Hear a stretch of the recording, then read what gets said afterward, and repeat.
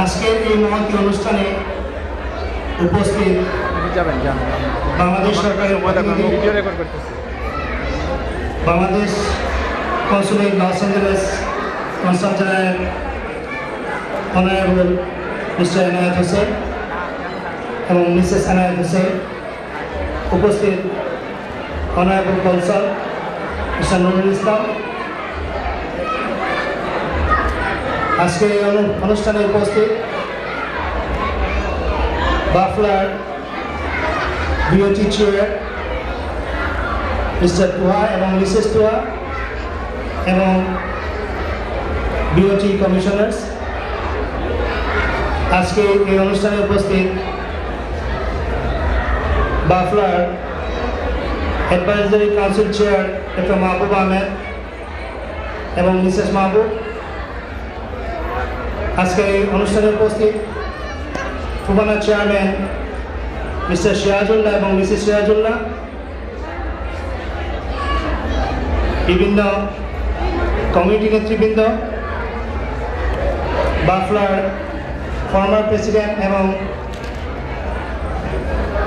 Cabinet members doctor Mahbuba doctor Hasan এবং Mrs Hasan, immediate past president যার কাছ থেকে আমি আজকে লাল গোলাপ গ্রহণ করে দায়িত্ব নিলাম, জনাব খন্দকার আলম এবং মিসেস আলম, এক্সিকিউটিভ মেম্বারগণ, কমিটি নেতৃবৃন্দ এবং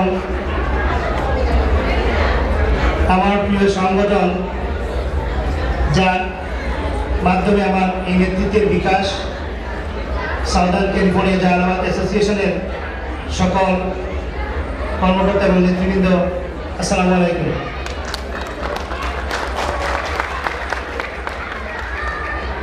আমি একটা কথা না বললেই নয়, আজকের এই অনুষ্ঠান আমার জন্য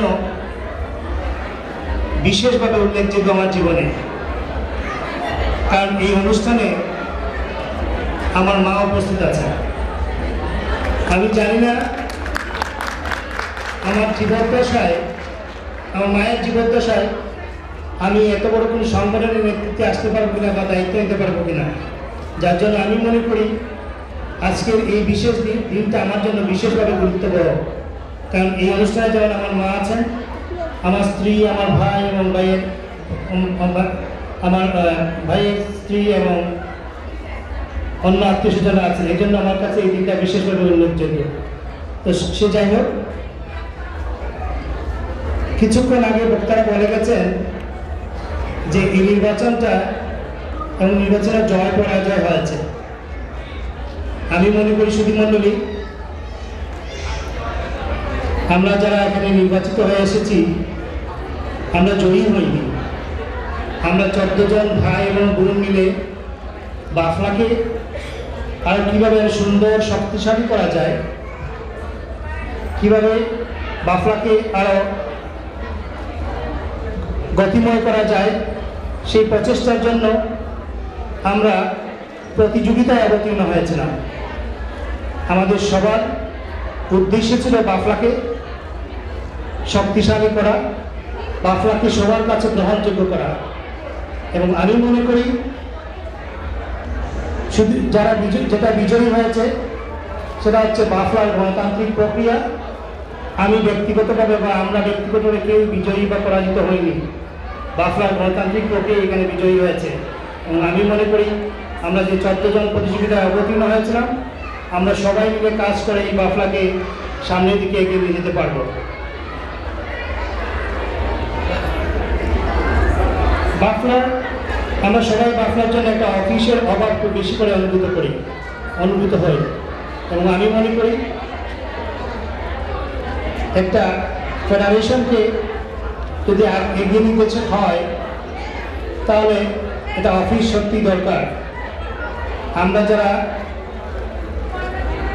দায়িত্ব নিয়ে এসেছি, আমি মনে করি আপনাদের সহযোগিতায় আমরা সেই কাজটা সমাধান করতে পারবো। বাফলাকে শুধু আমাদের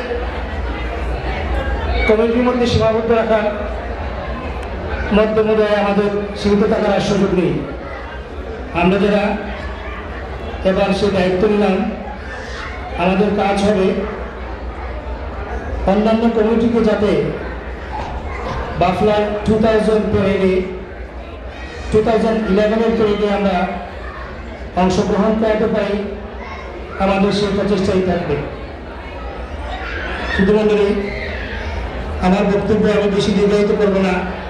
আপনারা অনেকক্ষণ যাবৎ ধৈর্য ধরে পুরো প্রোগ্রামটাকেই আপনারা উপভোগ করে যাচ্ছেন। আপনাদের ধৈর্যের জন্য আমি প্রশংসা করি।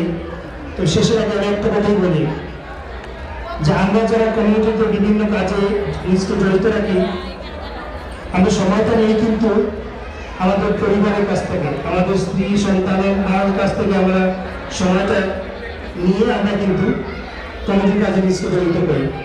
আমি আশা করব যাদের কাছ থেকে আমরা সময়টা নিয়ে যাচ্ছি, সেই সময়টা যাতে আমরা যথাযথভাবে তাদের জন্য ব্যবহার করতে পারি, সেই সময়টা যাতে কমিউনিটির জন্য আমরা ব্যবহার করতে পারি, সব উদ্দেশ্যে কমিউনিটিকে এক করার জন্য সেই প্রচেষ্টা আমাদের থাকবে। আমি জানি অনেক সংগঠন বিভিন্ন কারণে বাফলার বিগত দিনের প্যারেডে অংশগ্রহণ করতে পারেননি। আমি আহ্বান জানাই এবং ব্যক্তিগতভাবে আমি প্রতিশ্রুতি দিচ্ছি আপনাদের কাছে যে বাফলার সাংবিধানিক আওতায় যে সকল সংগঠন উৎসাহ দেখাবেন বাফলায় অংশগ্রহণ করার জন্য, আমাদের ক্যাবিনেট সর্বতভাবে তাদেরকে স্বাগত জানাবে। এই কথা দিচ্ছি আপনাদের সকলকে। আজকের এই অনুষ্ঠানে এসে আমাকে উৎসাহ দেওয়ার জন্য, আমাদের ক্যাবিনেটকে উৎসাহ দেওয়ার জন্য আমার ব্যক্তিগত কৃতজ্ঞতা জানাচ্ছি। ধন্যবাদ আপনাদের সকলকে। শুভরাত্রি।